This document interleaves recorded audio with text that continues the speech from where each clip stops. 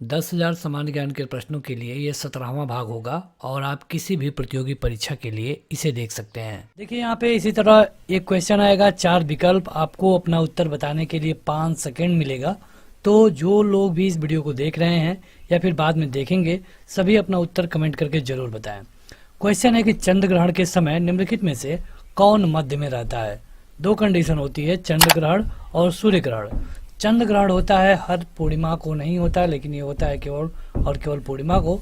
उसी तरह जो सूर्य ग्रहण होता है ये होता है अमावस्या को। अमावस्या मतलब कि जब पूरी रात काली रहती है, और पूर्णिमा मतलब कि जब पूरी रात काली नहीं रहती है। तो यहाँ पे आपको बताना है कि चंद्र ग्रहण के समय बीच में कौन रहता है। आपको पता होगा कि जब ये तीनों एक लाइन में आते हैं, जैसे कि सूर्य, पृथ्वी और चंद्रमा, तभी कोई ग्रहण लगता है। तो अगर पृथ्वी बीच में आती है और एक तरफ सूर्य रहता है और एक तरफ चंद्रमा रहता है, तो उस कंडीशन में होगा चंद्र ग्रहण, यानी कि आपका पहला वाला ऑप्शन सही होगा। इसके उलट अगर हम सूर्य ग्रहण की बात करें तो सूर्य ग्रहण में क्या होता है कि जो चंद्रमा होता है ये बीच में आ जाता है और पृथ्वी साइड में चली जाती है, तब जाके होता है सूर्य ग्रहण। अगला है कि अप्रैल 2019 में संयुक्त राष्ट्र की प्रतिबंध सूची में पाकिस्तान स्थित किस व्यक्ति को आतंकवादी के रूप में नामित किया गया। भारत सरकार इसके लिए कई सालों से प्रयत्न कर रही थी, लेकिन फाइनली यूएन के द्वारा, मतलब कि संयुक्त राष्ट्र के द्वारा अप्रैल 2019 में इसको आतंकवादी घोषित कर दिया गया। आपको बताना है कि इनमें से वो कौन है। तो ये है मसूद अजहर। मसूद अजहर। अगला क्वेश्चन है कि सबसे मीठी कृत्रिम चीनी कौन सी है। मतलब कृत्रिम चीनी, ये आपको बताना है।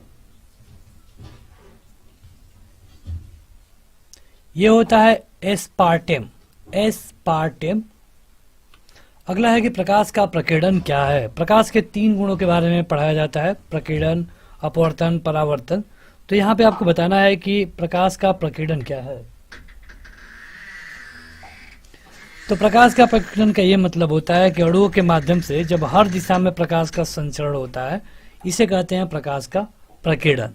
देखिए होता क्या है कि अगर हम बात करें धरती की, तो धरती यानी कि पृथ्वी के आसपास वायुमंडल होने का सबसे बड़ा एक रीजन है प्रकाश का प्रकीर्णन।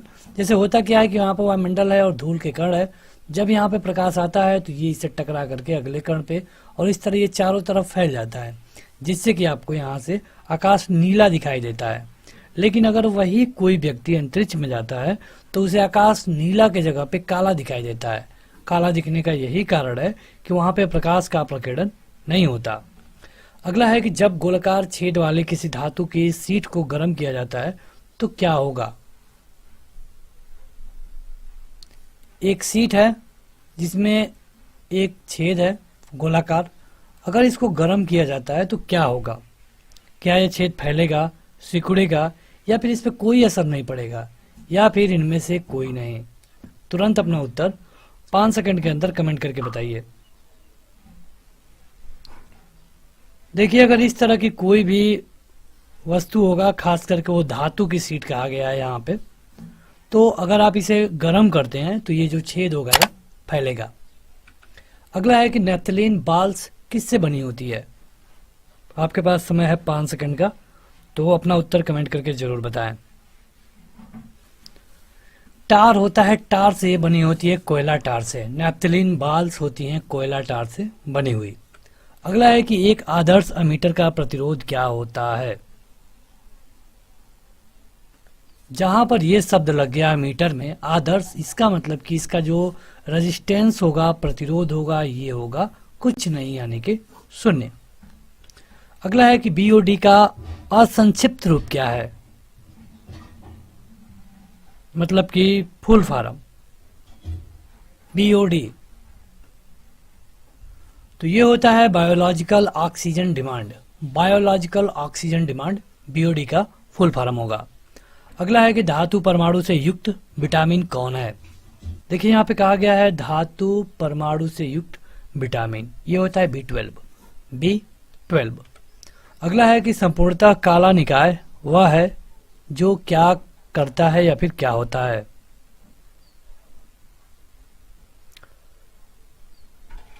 तो अगर संपूर्णता कहा गया है काला, तो देखिए काला जो कलर होता है इसका क्या काम होता है, ये क्या करता है। तो अगर आप ठंडी के दिनों में काला कपड़ा पहनते हैं और सफेद कपड़ा, दो व्यक्ति दो कलर, तो जो काला वाला कपड़ा वाला व्यक्ति है इसे कम ठंडी लगेगी, यानी कि जो ये कपड़ा है ये विकिरणों को अवशोषित कर रहा है। और अगर कहा जा रहा है कि संपूर्ण मतलब कि टोटली, तो यह पूरी तरह से सभी तरंगदैर्ध्य के विकिरण को अवशोषित करेगा। अगला है कि विश्व व्यापार संगठन यानी कि WTO, इसका मुख्यालय किस शहर में है। हमने इसके लिए एक सेपरेट वीडियो बनाया है जिसमें आपको सभी का हेडक्वार्टर बताया है और वहाँ पे ये भी बताया गया है कि वो कब बना। इससे ढेर सारे क्वेश्चन पूछे जाते हैं, इनमें कोई शक नहीं है।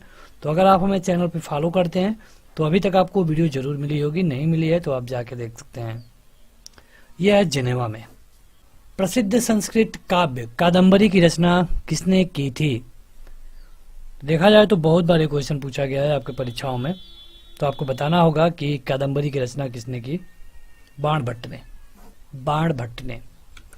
अगला है कि वायुमंडल में बादल क्यों तैरते हैं।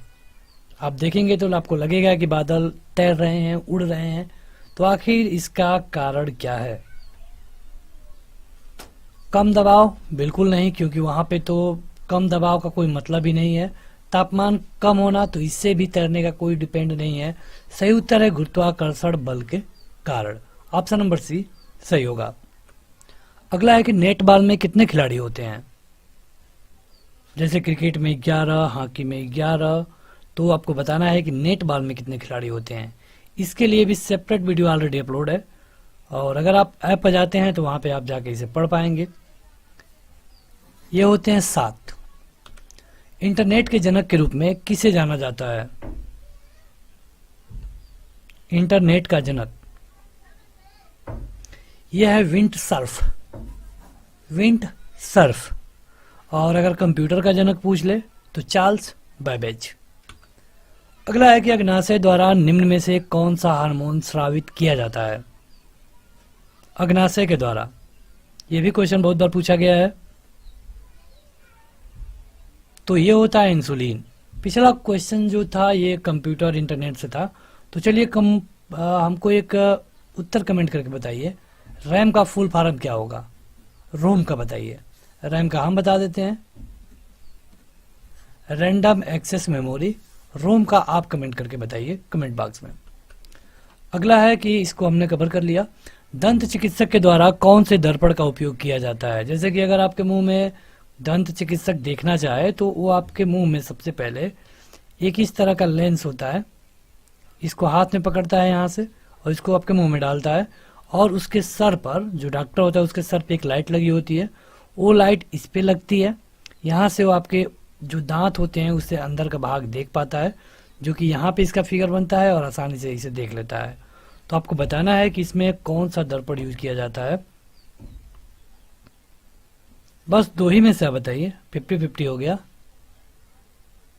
यह होता है अवतल दर्पण। भारतीय रिजर्व बैंक का राष्ट्रीयकरण कब हुआ। सिंपल क्वेश्चन लेकिन बहुत ही महत्वपूर्ण। 1935 में इसको बनाया गया, हिल्टन यंग कमीशन के सिफारिश पे। लेकिन आपको यहाँ पे बताना था राष्ट्रीयकरण, जो कि हुआ था 1949 में। अगला है कि एक लौ का आंतरिक भाग काले रंग का क्यों होता है। अगर आप एक लौ को ध्यान से देखें, जैसे कोई लौ जल रही है, तो इसमें आपको बीच में कुछ भाग काला दिखता है, कुछ लाल दिखेगा, कुछ थोड़ा नीला दिखेगा, कुछ बीच में हल्का काला दिखता है। इसका कारण क्या है। तो जहां पे पूर्ण दहन होगा वहां पे नीला दिखेगा, जहां पे अपूर्ण दहन होगा वहां पे लाल दिखेगा, और जहां पे कोई दहन नहीं होगा वो आपको काला दिखता है। ये क्वेश्चन 3 तरह से पूछा जा सकता है। अगला है कि किस शहर को भारत की बैंकिंग राजधानी के रूप में जाना जाता है।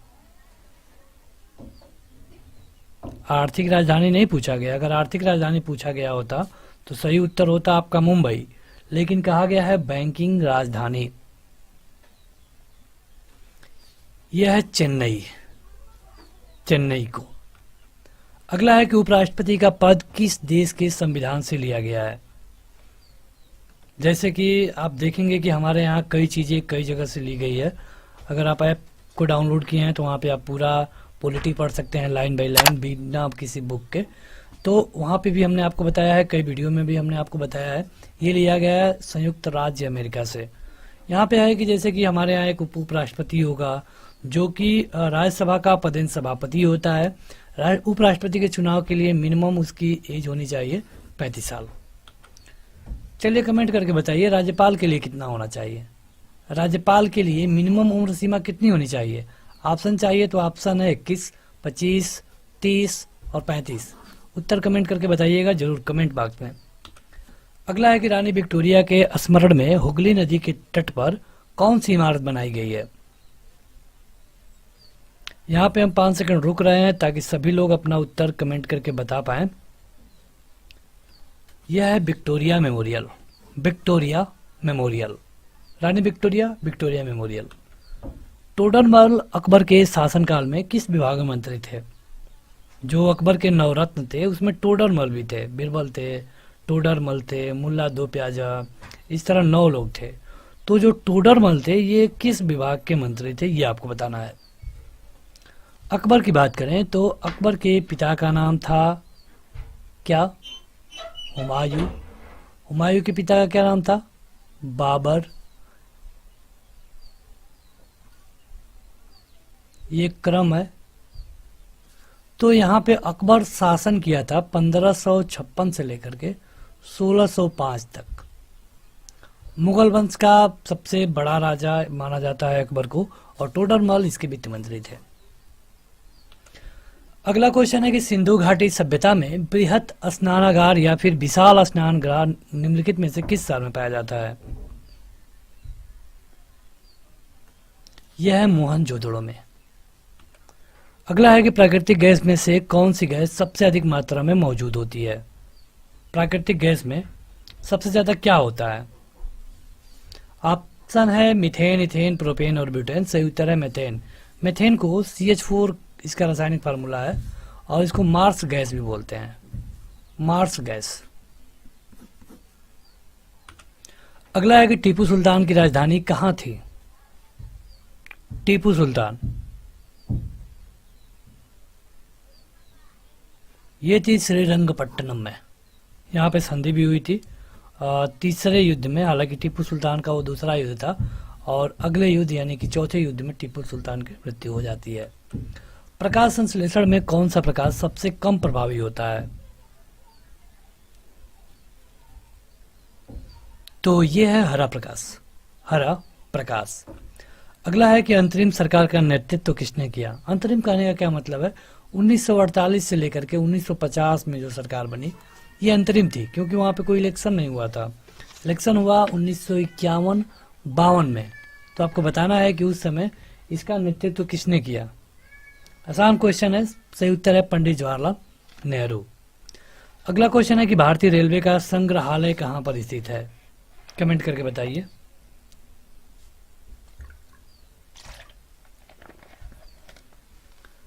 तो ये है दिल्ली में, दिल्ली में है। आज भारतीय रेलवे में 18 जोन हो चुके हैं, जो कि पहले केवल 17 था।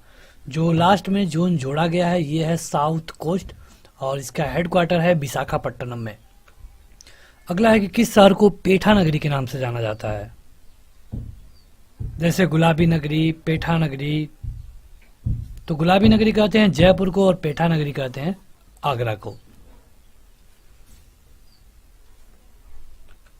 अगला क्वेश्चन है कि कार्बन डाइऑक्साइड प्रकृति में कैसी होती है? CO2 की बात की गई है। अम्लीय होती है या फिर क्षारीय होती है? बस आप इसी में से बता दीजिए। आपके लिए 50-50 हो गया। ये दोनों बिल्कुल गलत है। ये होती है अम्लीय। अगला है कि इन बीमारियों में कौन सी बीमारी जीका वायरस के कारण होती है? जीका वायरस के कारण कौन सी बीमारी होती है? तो जीका वायरस के कारण जो बीमारी होती है इसका नाम है माइक्रोसेफली, माइक्रोसेफली। अगला क्वेश्चन है कि दुनिया में सोने के भंडार में कौन सा रेगिस्तान समृद्ध है?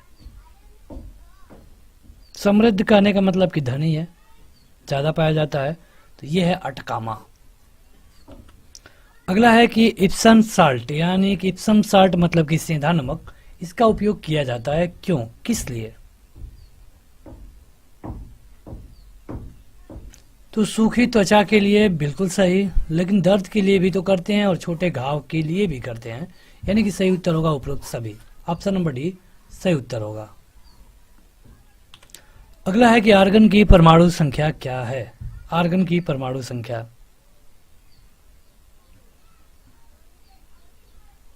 आर्गन की परमाणु संख्या होती है 18।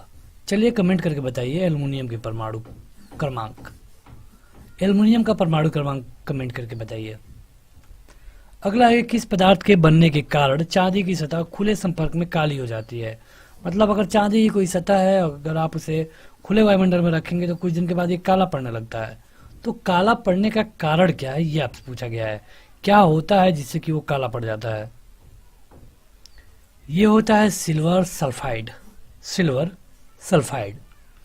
अगला है कि अशुद्धता की उपस्थिति में बर्फ का गलनांक पे क्या असर पड़ेगा?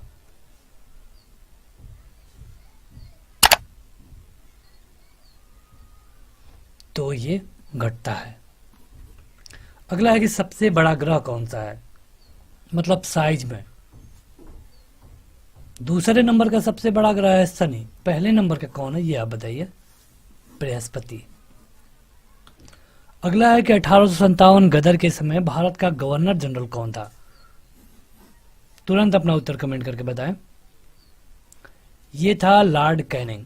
देखिए 1857 बेहद महत्वपूर्ण है, क्योंकि 1857 से पहले कंपनी रूल करती थी। 1857 में जब क्रांति हुई तो उसके बाद ब्रिटेन की संसद रूल करने लगी, कंपनी यहाँ से आउट हो गई। इसलिए 1857 भारतीय इतिहास में बेहद महत्वपूर्ण वर्ष है। अगला है कि बिहू निम्नलिखित में से किसका लोकप्रिय उत्सव है, किस स्टेट का? यह है असम, कैपिटल दिसपुर। अगला है कि महात्मा गांधी का जन्म कब हुआ था?